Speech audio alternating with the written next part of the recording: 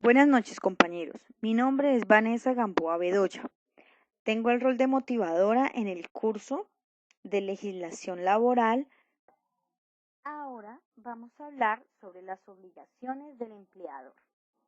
Estas tienen que ver con la periodicidad que se maneja según, según el tiempo. Digamos, cada vez que se vincula un trabajador, hay que tener en cuenta que hay que realizar la afiliación al sistema de seguridad social, tal como lo es la EPS, la ARL, el fondo de pensiones, el fondo de cesantías, la caja de compensación familiar, realizar la firma del contrato de trabajo y abrir una carpeta con la hoja de vida del trabajador. Por lo menos cada vez que ocurra, hay que tener en cuenta que se debe realizar la información sobre los accidentes de trabajo. Hay que ordenar la realización de exámenes médicos, sean de ingreso, de retiro o en el proceso que tenga el trabajador. Hay que llevar los registros de trabajos extras y hay que suministrar la dotación cada 4 meses como es debido. Cada semestre, mensualmente, hay que aportar a las entidades de seguridad social las cotizaciones sobre salarios. Hay que declarar sobre estos salarios en el pago de la seguridad social. Hay que aportar el 9% de la nómina a los aportes para fiscales como la caja de compensación, el SENA y el Instituto Colombiano de Bienestar Familiar. Hay que reportar las novedades de retiro, ingresos y cambio de salario a los trabajadores a las entidades de seguridad social para sus diferentes efectos. Tener en cuenta que semestralmente hay que informar al SENA sobre las variaciones que tiene la nómina para la cuota de aprendices y anualmente hay que llevar registros de vacaciones, hay que elaborar informes, hay que expedir los certificados de ingresos y retenciones y hay que consignar las cesantías de los trabajadores en los diferentes fondos y hay que pagar los intereses de estas a cada trabajador en enero. Recordar que hay que contratar los aprendices cuando corresponda esta obligación. Ahora vamos a hablar sobre las prohibiciones del empleador. Estas tienen que ver respecto a los salarios de cada trabajador, pues el hecho de que sea un empleador no tiene derecho a hacer retenciones, deducciones o compensaciones si no está, si no está autorizado por el trabajador. Tener en cuenta que no se puede obligar al trabajador a que compre mercancía donde él lo desee. También no se debe aceptar dinero al trabajador para que tengan una mejor condición de trabajo que sus compañeros. Eh, no debemos delimitar o presionar a los trabajadores para que ejerzan su derecho a la asociación sindical. Ellos están en su libre derecho de asociarse donde ellos deseen.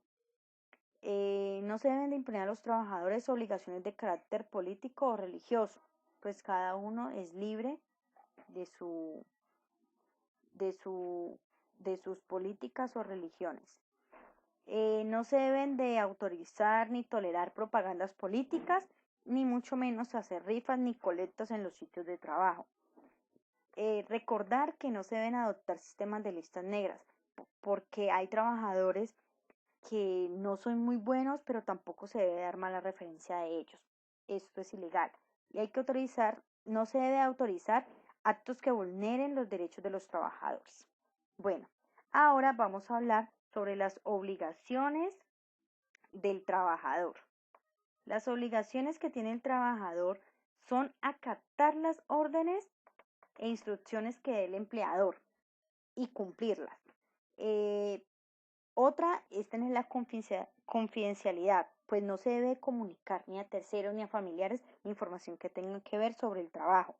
Tener en cuenta que hay que conservar un buen estado de instrumentos y útiles, pues estos son nuestras herramientas de trabajo y no las podemos dañar. Hay que tener respeto con nuestros compañeros y superiores.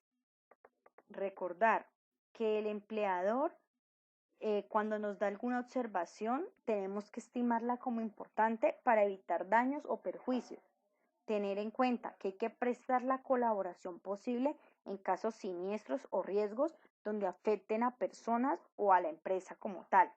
Hay que observar la suma diligencia y que tienen las instrucciones y órdenes preventivas de accidentes. Ahora vamos a hablar sobre las prohibiciones del trabajador. Tener en cuenta que no se pueden sacar de la empresa las herramientas o útiles del trabajo sin permiso del empleador. Tampoco se debe presentar al trabajo en estado de embriaguez, alicoramiento o influencia de narcóticos o drogas alucinógenas. Otro punto importante, no se deben de ingresar armas al sitio de trabajo, a no ser que sea autorizado porque son guardas de seguridad. Tener en cuenta que no se debe faltar al trabajo sin justa causa o impedimento o sin permiso del empleador. Esto es una falta y daría sanción. Recordar que no podemos disminuir intencionalmente el ritmo de trabajo, a no ser pues que sea por una enfermedad. No se deben de hacer colectas ni rifas y tenemos que tener en cuenta que los útiles y herramientas de trabajo son para hacerlos en el mismo caso. Vamos a hablar sobre el salario y sus elementos constitutivos. El salario es la contraprestación en que recibe el trabajador por sus servicios. El empleador y el trabajador puede convertir libremente el salario en sus diversas modalidades, sea mínimo legal, integral, en dinero o en especie. Existen dos tipos de remuneración. En materia laboral, la ordinaria y extraordinaria. La ordinaria es la suma fija que se gana un trabajador y la extraordinaria implica pagos adicionales como lo son horas extras dominicales, recargos nocturnos o reemplazos. Es importante tener en cuenta que en Colombia nadie puede ganar menos de un salario mínimo legal vigente, ya que se expondría a sanciones. Ahora vamos a hablar sobre los pagos que no son salario. Los pagos que no son salario son las sumas que ocasionalmente recibe el trabajador en dinero o en especie. También lo que recibe no para su beneficio ni para enriquecimiento del patrimonio, sino para desempeñar a cabalidad sus funciones, como lo son el medio de transporte y los gastos de representación. Los beneficios y auxilios habituales u ocasionales que dé el empleador, que no son de carácter salarial, son las primas extralegales de vacaciones y Navidad. Tener en cuenta que las prestaciones sociales o auxilios por enfermedad, por natalidad, por maternidad o cesantías tampoco son salario.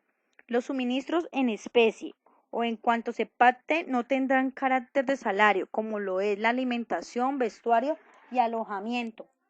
Los pagos que expresamente no son salario son las vacaciones, los subsidios familiares, los viáticos accidentales o permanentes, el que tengan que ver con el transporte y gastos de representación y la prima legal de servicios. Tampoco es salario la indemnización por terminación de contrato. Hay que tener esto en cuenta. Tenemos diferentes clases de prestaciones sociales. Algunas son por el empleador. Son a cargo del empleador. Esta es la prima de servicios, la dotación como el calzado y vestido, los intereses de cesantías, el descanso remunerado durante la lactancia, las vacaciones y el auxilio de transporte.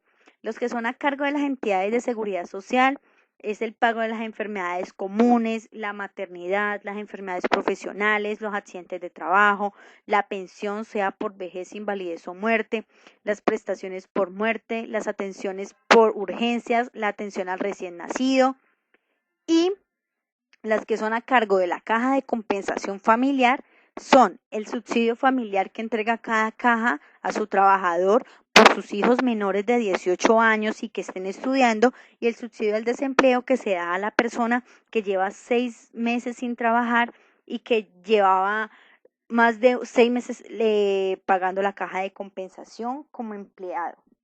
Muchísimas gracias, que estén muy bien.